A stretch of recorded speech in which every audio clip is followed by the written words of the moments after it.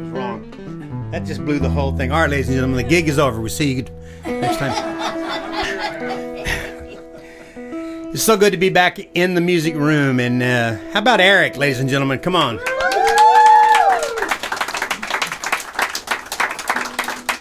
That gig that he was talking about, the gig from hell. Every songwriter, singer has a gig they remember for. You know, most gigs go wonderfully, so you don't really remember those too much.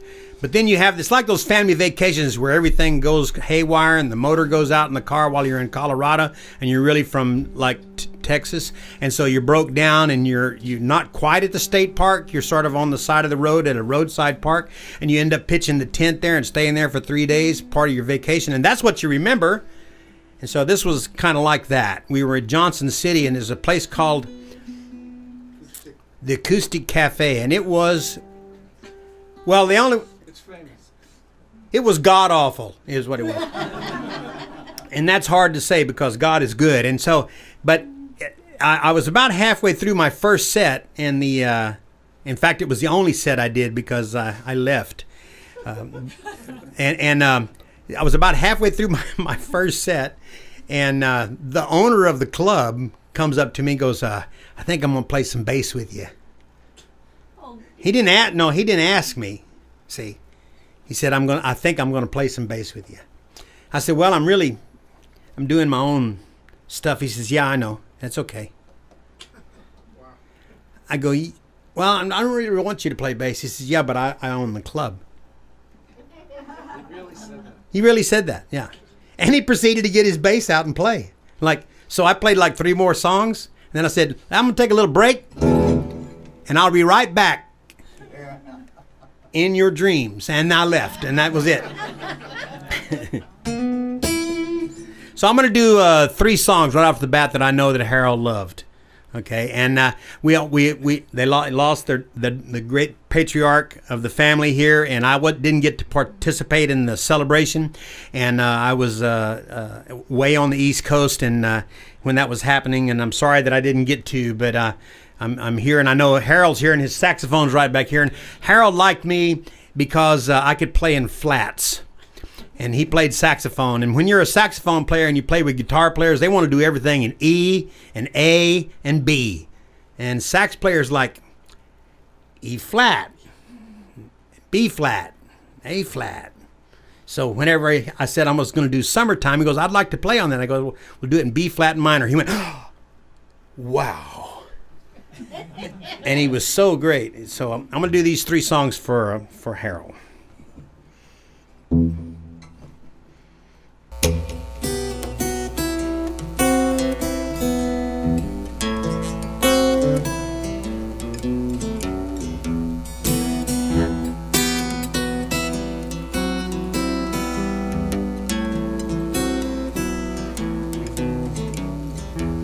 Well, this old black crow sitting on a fence, trying hard to look intelligent. Silly old crow acts like a fool, but he's lost his soul. He just don't know that yet. Hey, old black crow, nobody likes you. Got a nasty squawk. You got a bad attitude. Mean old crow's got a one-way heart. He only does what he wants to. He's a mean old crow. Lies to his mother, steals from his brothers, just for grins. He's a nasty old crow. Cusses his neighbors, even birds of a feather do not call him a friend. Everybody play.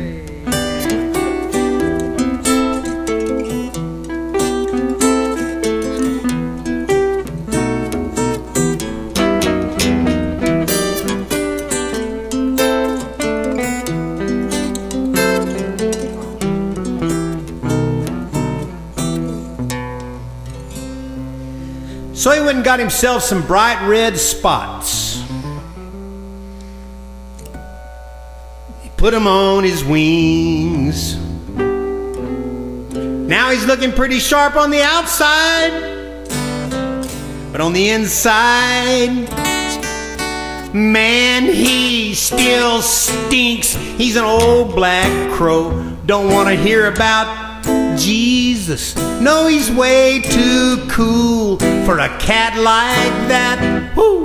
He don't want to know that God really loves him just the way that he is and right where he's at. Don't need forgiveness. Don't even think about salvation. Maybe he should. He ain't ready yet.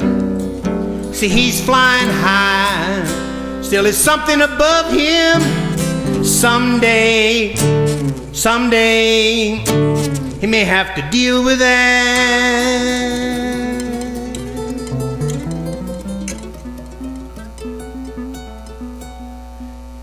Now this old black crow, man, he sure do look familiar.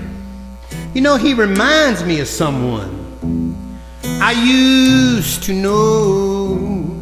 And I thank God daily, 'cause I can clearly remember when I used to be that old black crow.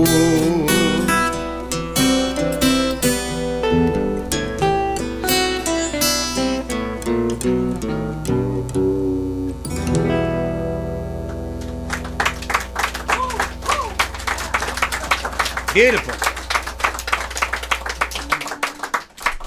I live in a little town called Devine, Texas, but spelled with an E because it ain't really divine all the time. It's not like D-I-V-I-N-E.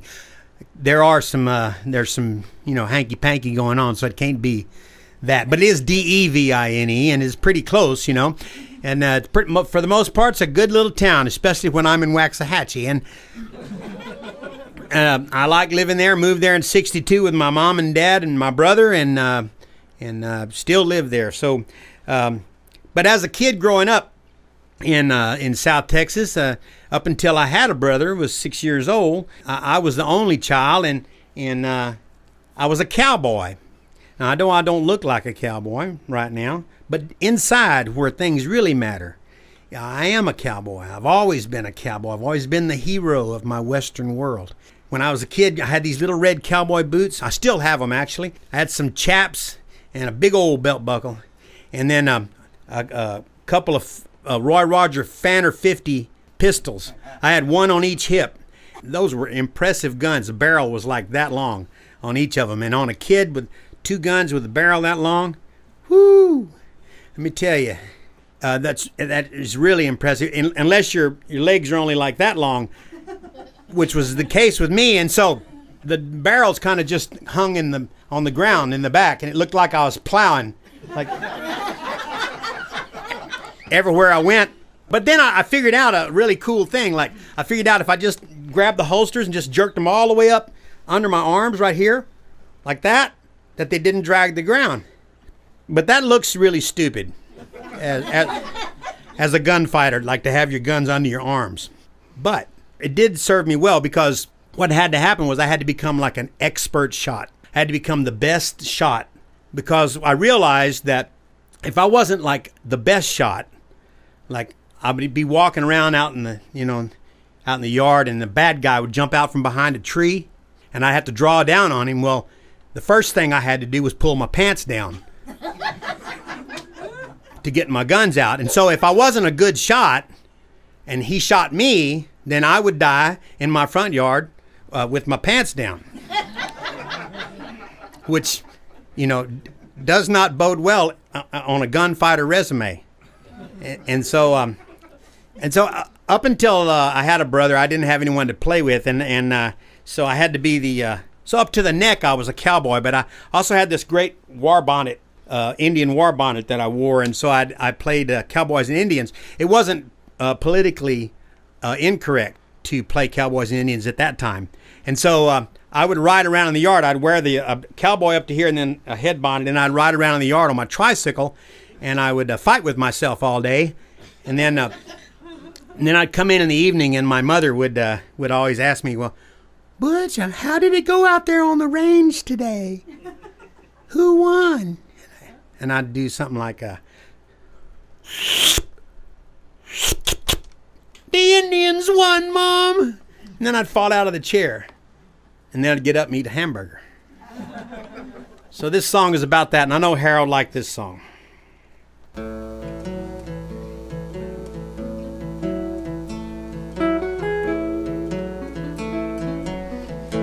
I'm the hero in my western world, wear a white hat and a rope I twirl, save the town and I get the girl. I'm the hero in my western world. Now when I was a little kid, play cowboy is just what I did, and I was quick on the draw. Fastest that you never saw, and I like Gene and Hopalong, and the pioneers sang me songs. I rode around righting wrongs. Yeah, I was a good guy all day long. I was the hero in my western world, rode a white horse and a rope I twirl, save the town and I get the girl. I'm the hero in my western world.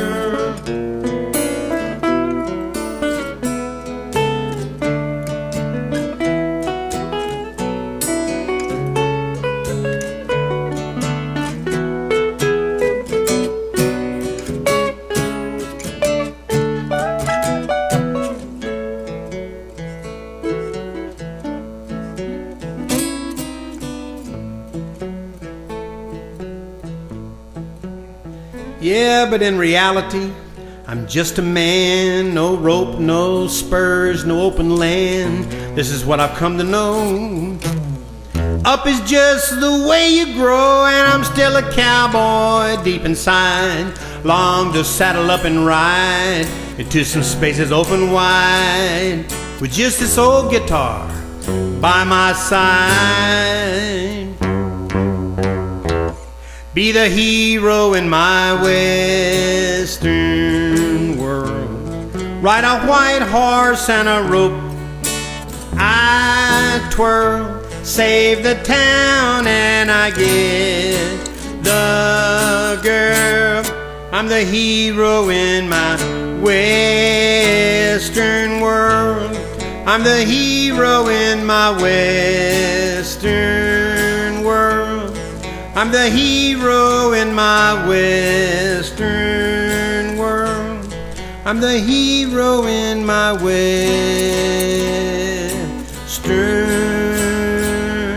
world. All right, everybody grab a note. We're going to be the sorry sons of the pioneers. Are you ready? Ready? I'll show you how you're going to go. You're going to go.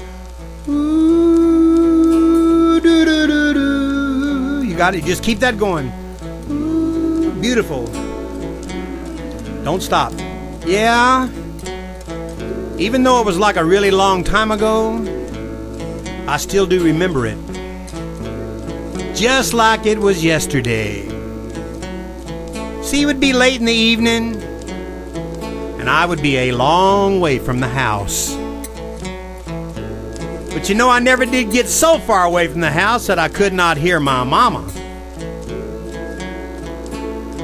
In fact, I ain't really sure you can get far enough away from your house that you can't hear your mama. Because I can actually hear my mama right now. She'd stand on the back porch and she'd holler at me. She'd say, Butch! Butch Morgan! Like I would ignore her as long as I could until I knew, oh, it was going to be to my detriment. Finally, I'd answer back, what, Mama? Then she'd say, you get your tail in the house right now. Dinner's almost on the table. Like, I would rack my little brain. I'd try to think of some real good excuse so I could stay outside just a little bit longer. And finally, I'd holler back, Mama, I ain't rounded up all the bad guys yet. Then she'd say, well, you hurry up and round them up. And don't make me call you again. Dinner's getting cold, and I'd say, oh, okay, Mama. Let me tie up my tricycle. I'll be right in.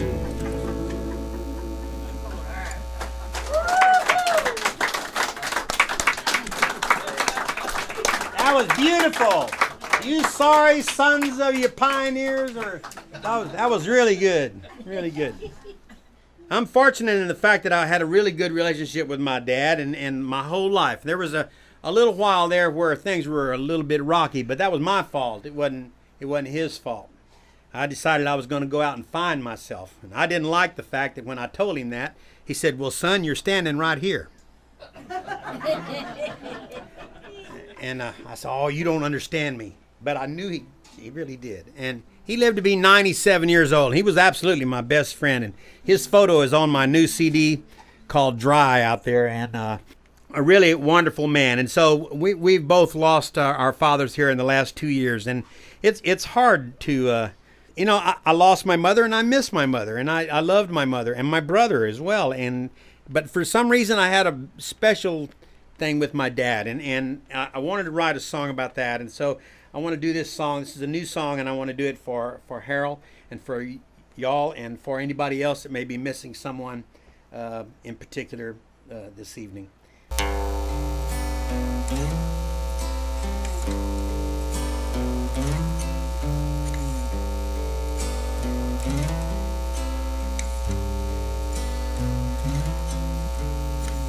Been a long, long day. Sun would not go down, and the melancholy wind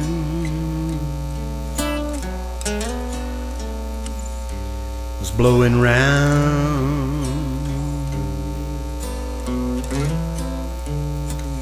And though the turtle dove is singing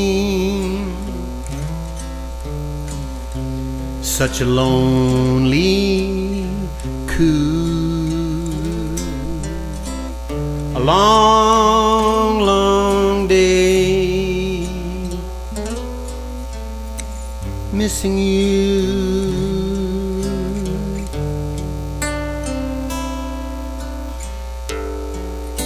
Strike up the band, I'll sing a blue,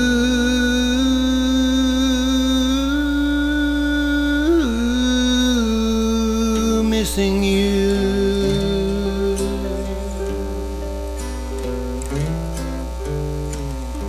It doesn't seem that long ago I had you here,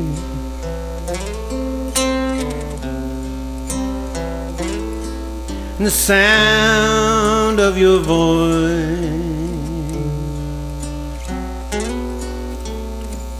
in my ear.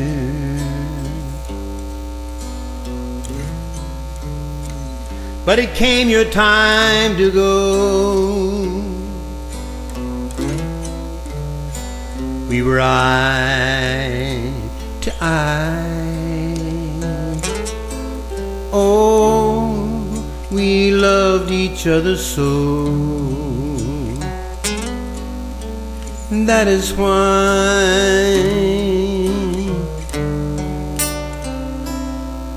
I'll strike up the band, I'll sing a blue,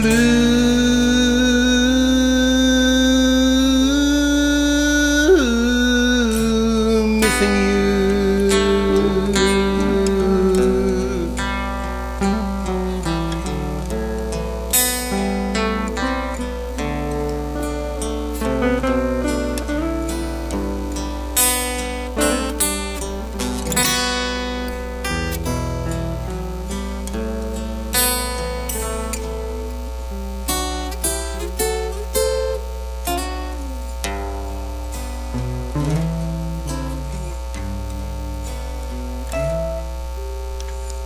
It's a song the world's been singing since time began.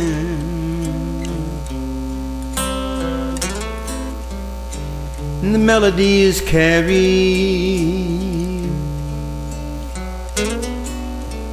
on a melancholy wind. And if you listen to it far too long, you'll recognize a melody and start to sing along. Strike up the band, I'll sing a blues. Strike up the band, I'll sing a blues.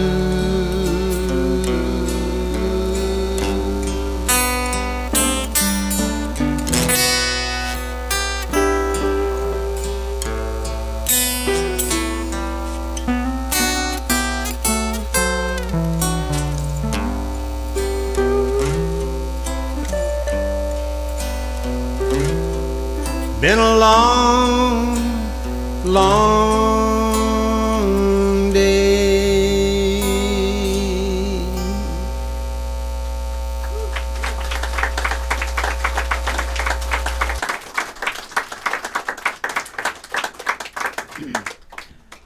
This is my friend Bruce Balmer, ladies and gentlemen. Bruce living in New York, but he stepped outside one day and tripped on the porch, and he ended up in Texas.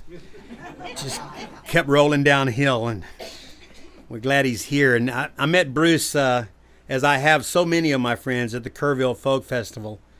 You know, I met him the same way you meet most of your best friends, under a street light in the middle of the field, with about 600 other guitar players standing around playing some stupid song. And you're standing there doing that, and all of a sudden you realize that this other guy is drifting off a little bit, so you sort of drift off with him, and then he ends up being like one of your best friends. And not only that, but what a great guitar player. You betcha. And a really good songwriter, too. And his wife, Lisa, was the first, I guess I knew her before I knew you. So you could tell me thank you, if you would. Thank you, Butch. You're welcome. Although I had nothing to do with it, but it's hard to get a thank you out of him. But not. But Bruce Balmer, those. Well, let's do a new song that I don't know and you don't know. Cool. Okay. And y'all don't know. Well, this is crazy. You should never do new songs. I mean, you should eventually you're going to have to do them, but I mean, you should wait. I'm not going to wait. Here we go. This is called STYLE.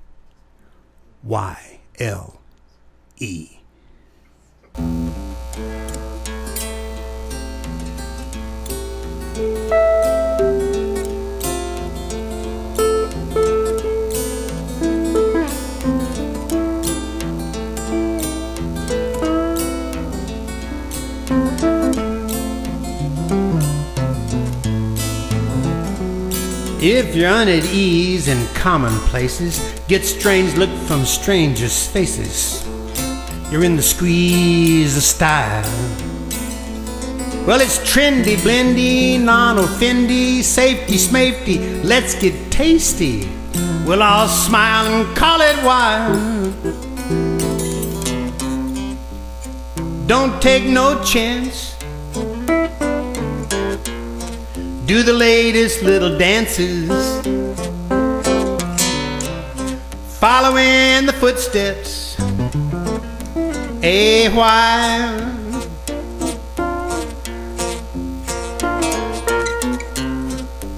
It don't take no brains. Come on, let's all be exactly the same and never go against the grain of style.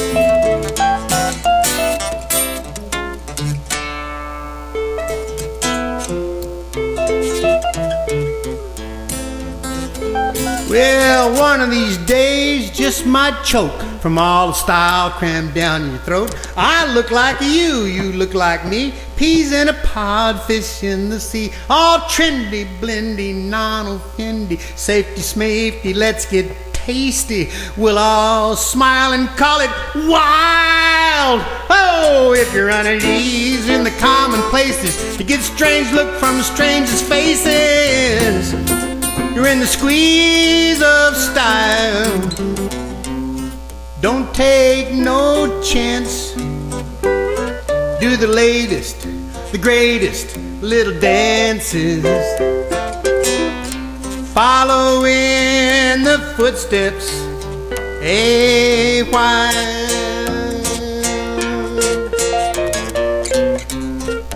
It don't take no brains. Come on, let's all be exactly the same and never go against the grain. S-T-Y-L-E S-T-Y-L-E S-T-Y-L-E.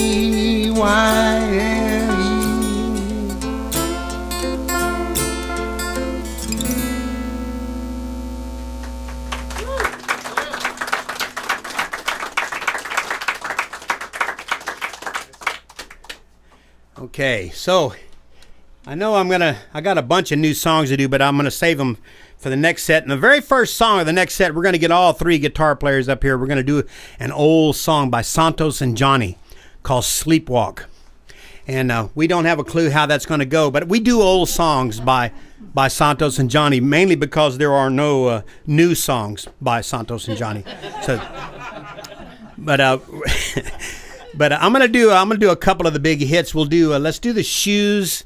Want to do the Shoes song? Anybody want to hear that? Yeah. Okay, we'll do the Shoes song, and then we'll think of something.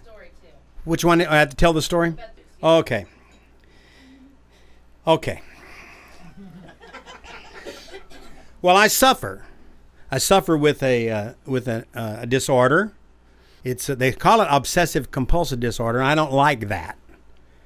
What I do like is I do like compulsive disorder obsessive, which for me is more comfortable to say because CDO makes more sense to me, being obsessive compulsive.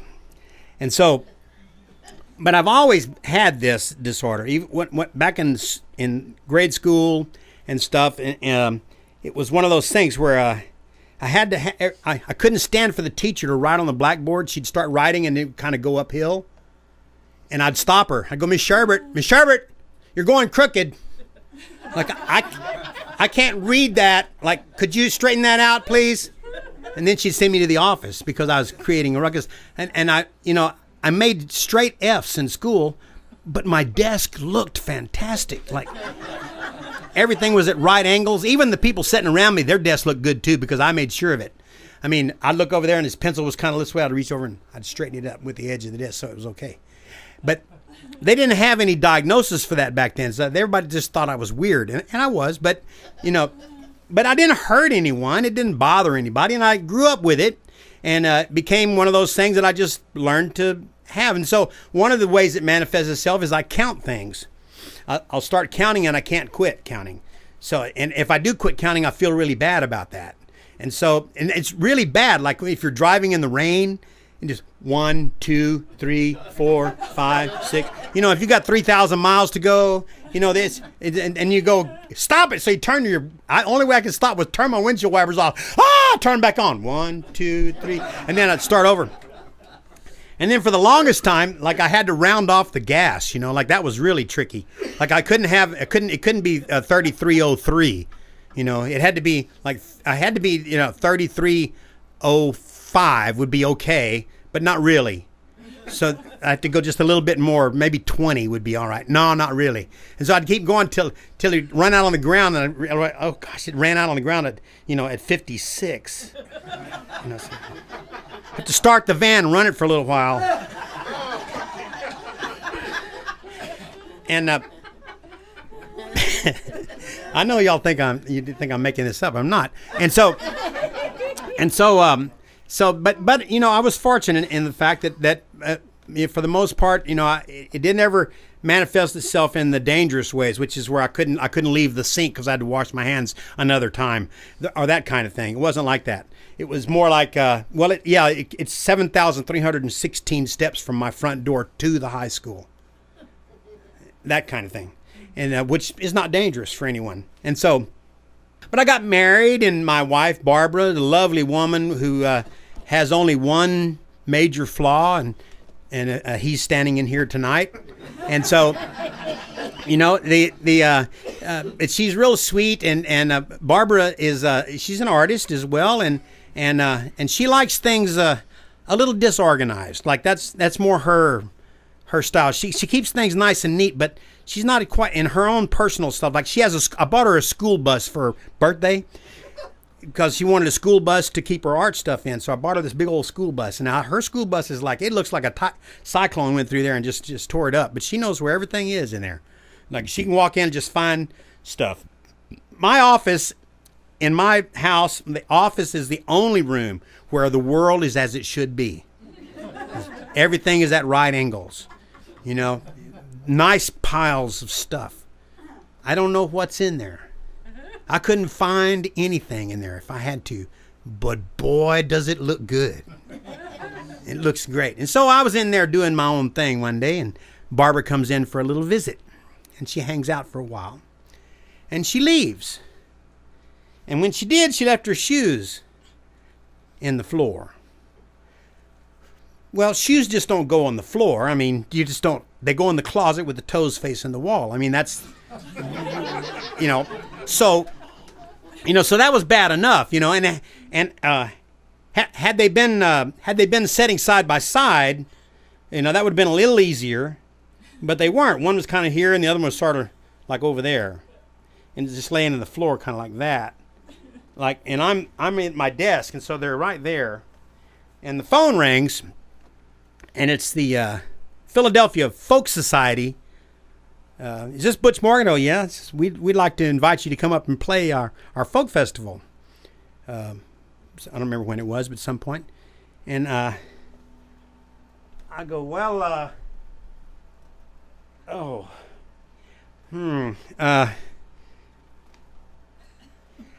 just couldn't stop looking at the shoes. And so I said, I'm really dealing with some stuff here right now. If it'd be all right, I'll call you back. And I can't really talk about this right now. I hung up. And they never called back, of course. But I left them there for like 3 days until I realized I wasn't going to get anything done. I finally picked them up and I put them in the closet. And 5 minutes after I did that, or 10 minutes, Barbara walks in and goes, "Honey, where are my shoes?" I said, "Well, I put them in the closet." She goes, "Oh, I would have never looked for them there." And I go, "I know, I'm sorry." And she left the room, and I wrote this song. Ready? 1, 2, 1, 2, 3. Do do do do do do do do. Do-do-do-do-do-do-do. You left your shoes in my room. Now your wardrobe's incomplete. You left your shoes in my room. Now you're in your stocking feet. Oh, you left your shoes in my room. Two questions come to mind. Will you be gone a little while, or are you gone for good this time? Left your shoes in my room. I guess I could suppose you left your shoes in my room 'cause you want to show off those cute little toes. You left your shoes in my room. Ah, but I could be mistaken. Maybe you just left so fast you just forgot to take them. I know you're out there somewhere, girl, and that's what breaks my heart. 'Cause you ain't got no shoes, and you might step on something sharp. Do do do do do do do do do do do do do. Get it, Bruce.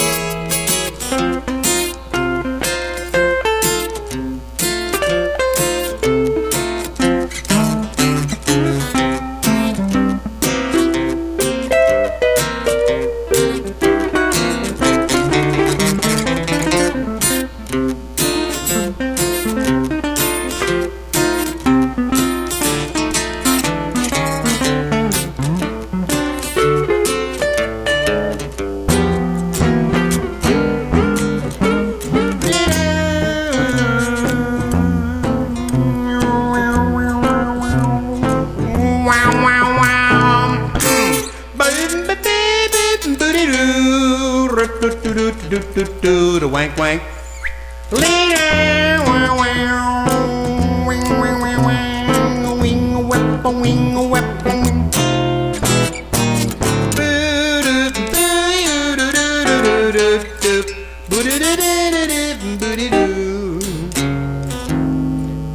Of course, you might not be on foot. I mean, you could have caught a ride.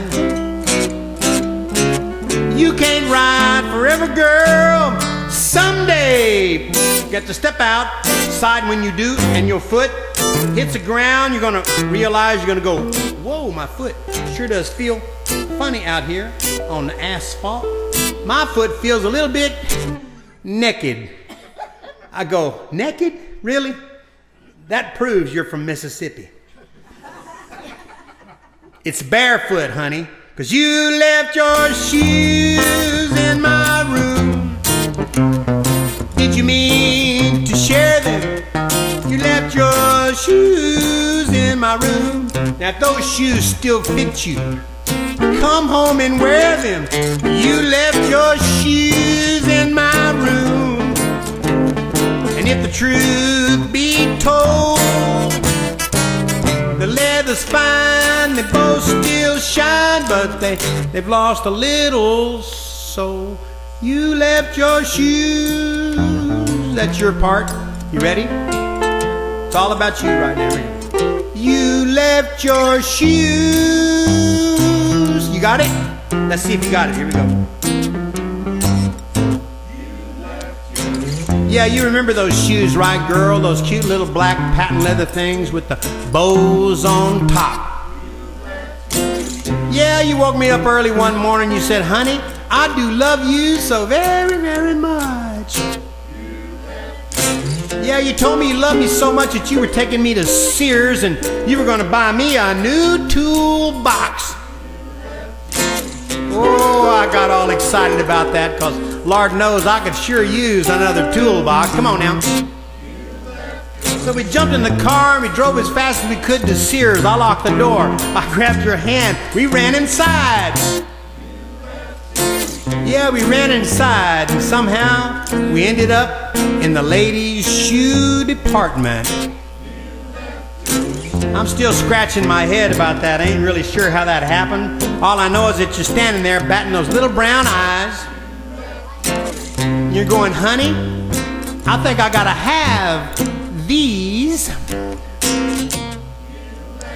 So I'm doing what any man would do at that point. I'm reaching in my wallet, pulling out that rectangular piece of plastic. 29.9.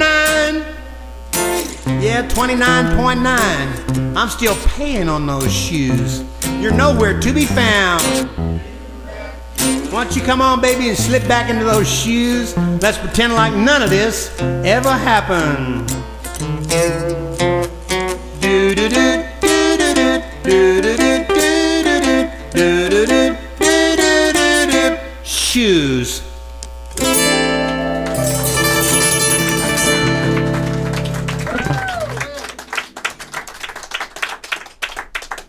Everybody good? Having a good time? Whee!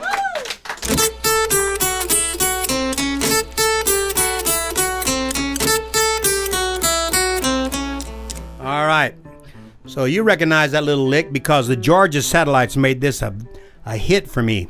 And so I still get a little check every now and then off of this song. I thought I was going to make a lot more money on this song than I did because they'd already had 3 #1 hits when they recorded it. And so I was excited because I figured I'd just go to Walmart and buy me a house coat and some slippers. And I'd just walk out to my mailbox about every 6 months, get my check, and go back in and sit down with a blank piece of paper and write some more songs. That was my plan.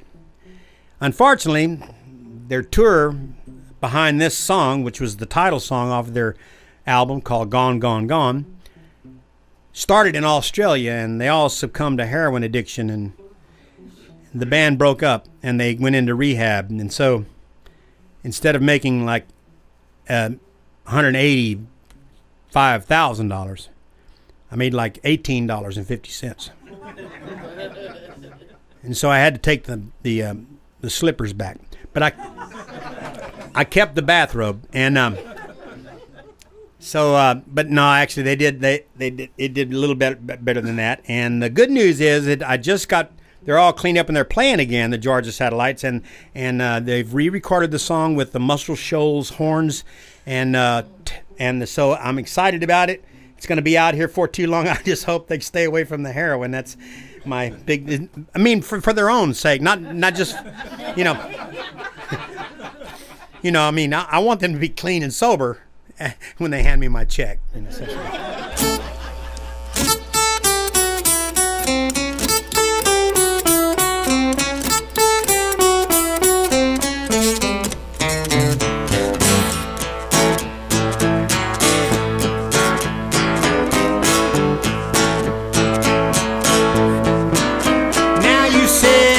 Always love me and you'd never ever leave me, but you're gone, gone, gone. Till death do us part from the bottom of your heart, but you're gone, gone, gone. Thought you was my woman, then you started roaming. I should've known all along. Said I was your lover, said there was no other, still you're gone, gone, gone. Said you'd always be there, I don't see you anywhere, no, you're gone, gone, gone. You can sing that if you want to. I just can't believe you'd ever really leave, but you're gone, gone, gone. Thought you was my woman, then you started roaming. I should've known all day long.